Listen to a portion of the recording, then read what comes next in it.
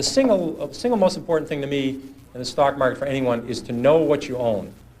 I'm amazed how many people own stocks. They would not be able to tell you why they own it. They couldn't say in a minute or less why they own it. Actually, if you really press them down, they'd say the reason I own this is the sucker's going up. I mean, that's the only reason.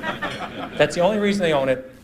And if you can't explain, I'm serious, you can't explain to a 10-year-old in 2 minutes or less why you own a stock, you shouldn't own it. And that's true, I think, about 80% of people that own stocks. And this is the kind of stock people like to own. This is the kind of company people adore owning. This is a relatively simple company. They make a very narrow, easy to understand product. They make a 1 megabit SRAM, CMOS, bipolar risk, floating point, data I/O array processor with an optimizing compiler, a 16 dual port memory, a double diffused metal oxide semiconductor monolithic logic chip with a plasma matrix vacuum fluorescent display. It has a 16-bit dual memory.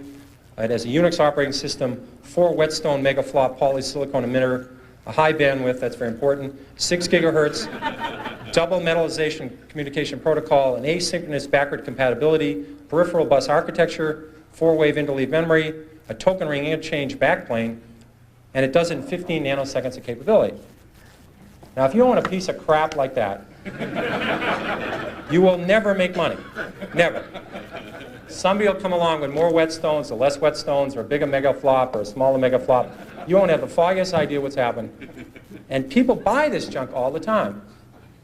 I made money in Dunkin' Donuts. I can understand it. When there was recessions, I didn't have to worry about what was happening. I could go there and people were still there. I didn't have to worry about low-priced Korean imports. I mean, I just didn't have, you know, I can understand it. And you laugh, I made 10 or 15 times my money in Dunkin' Donuts. Those are the kind of stocks I can understand. If you don't understand it, it doesn't work. This is the single biggest principle. And it bothers me that people are very careful with their money. The public, when they buy a refrigerator, they get a Consumer Reports. They buy a microwave oven, they do that. They ask people what's the best kind of radar range or what kind of car to buy.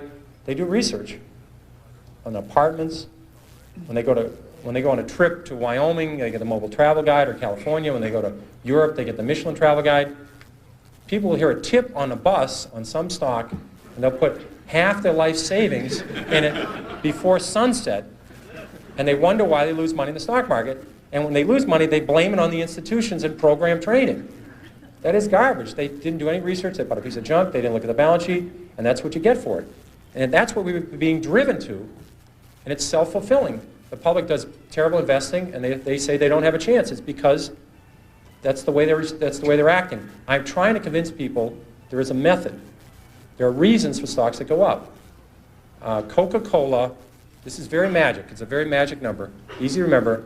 Coca-Cola is earning 30 times per share what they did 32 years ago. The stock has gone up 30-fold. Bethlehem Steel is earning less than they did 30 years ago. The stock is half its price of 30 years ago. Stocks are not lottery tickets. There's a company behind every stock. If a company does well, the stock does well. It's not that complicated. People get too carried away. And first of all, they try and predict the stock market. That is a total waste of time. No one can predict the stock market. They try to predict interest rates. I mean, if anybody would predict interest rates right 3 times in a row, they'd be a billionaire. Considering there's not that many billionaires on the planet, it's very, you know, I had logic, so I had a syllogism and studied these when I was at Boston College. There can't be that many people who can predict interest rates because there'd be lots of billionaires.